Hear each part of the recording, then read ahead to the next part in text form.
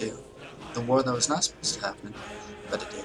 It all started when a German man with some math lines rose to power, stormed Poland, and tried to take over Europe and the world. And he almost did. For France fell to him and Britain was under heavy bombing, not to mention his backstab to Stalin almost made a victory for the angry Krupp. But we all know that he lost 2 commie tractors into our bombing runs. So why go over stuff we already know when there are so many more interesting things about the war? And I'm here to tell you just that. Interesting facts of World War II. I shall talk about the squadron who held off at the Battle of Britain, why the Eastern push failed, the Stuka, a quickie on the Panzer, and the German jets. So sit back, relax, and enjoy.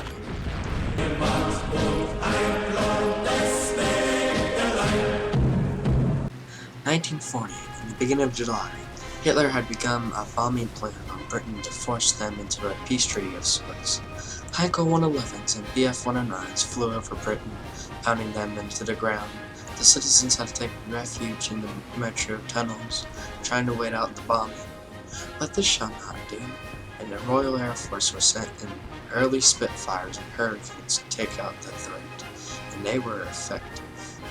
Due to misinformation and massacring tactics, Germans had failed to do any critical damage to Britain from the bombings and suffered heavy losses from it. It was planned originally for the Germans to invade Britain by land, but due to the failure of the attack, Hitler called off the proposed plan and assumed the whole battle.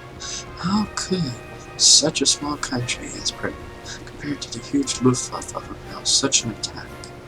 Well, a big part of their success was being able to deceive the German forces by attacking their capital, Berlin, and frightening them that their homeland was being attacked, and falsifying reports that the Germans had done effective jobs at the bombings, at which forced them into flying over lesser targets and bombing them compared to the important ones. Although many civilians were under attack, the targeting of London was a blessing for the British, for it left their airfields untouched and able to produce fighters to counter the German offensive.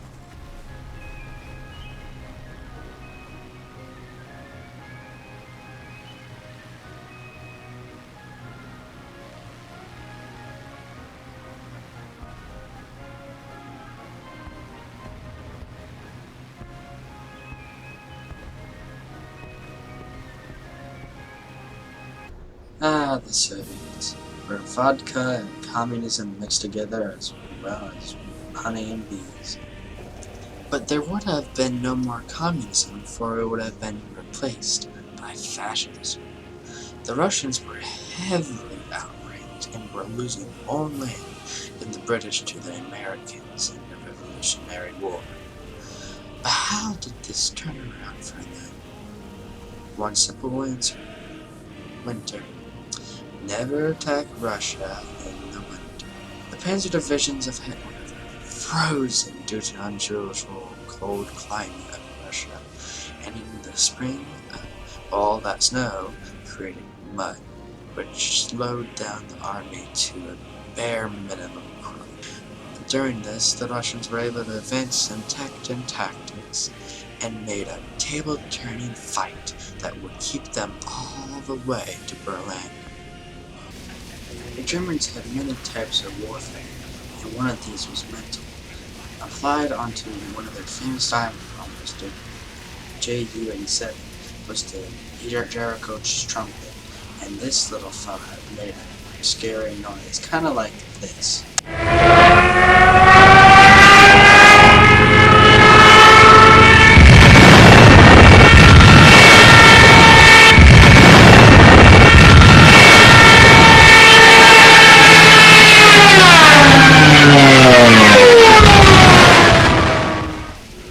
Although at first it was very effective at scaring the soldiers, the sirens did give away the dive bomber's position, and soon afterwards they removed the later versions of the dive bomber.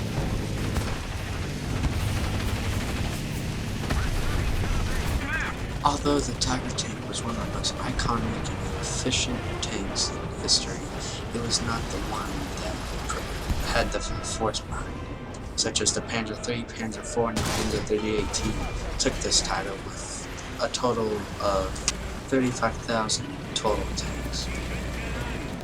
Nothing informational here, just watch this sick dogfight I managed to capture.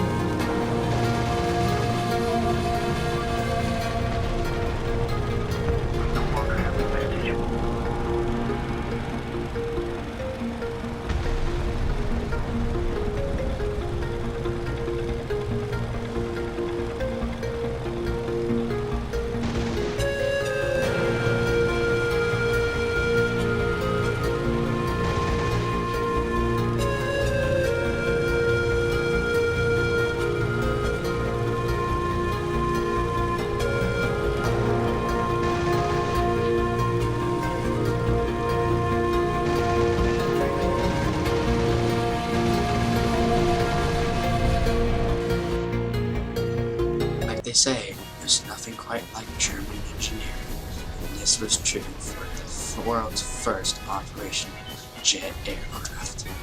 This jet was known as the MU-262, and its first operational run was in 1941, but due to mechanical problems, never actual military use until 1944.